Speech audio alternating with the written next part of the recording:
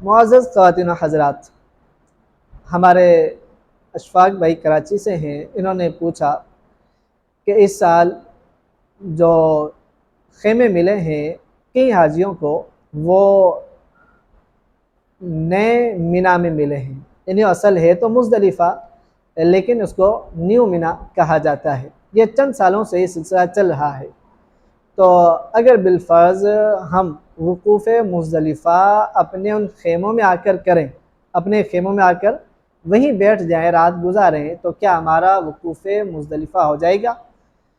तो देखें, जब आपके ख़ेमे हैं ही मुज़दलिफ़ा में, तो आप चाहें अपने ख़ेमों में बैठें या ख़ेमों से बाहर बैठ जाएँ, मुज़दलिफ़ा का जो वक़ूफ़ है वो अदा हो जाएगा।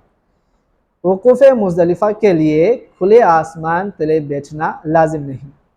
तो अगर आप अपने ख़ैमे में बैठ गए, तब भी आपका वक़ूफ़ मुज़दलिफ़ा हो जाएगा।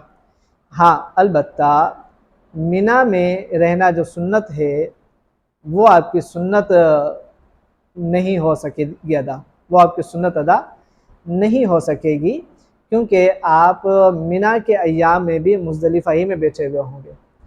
तो बहरहाल जो आपका मसला है उसका जवाब यही है कि अगर आपने वक़ूफ़ मुज़दलिफ़ा अपने ख़ेमों में अदा कर लिया, अपने ख़ेमों में बैठे रहे, तो आपका वाजिब अदा हो जाएगा।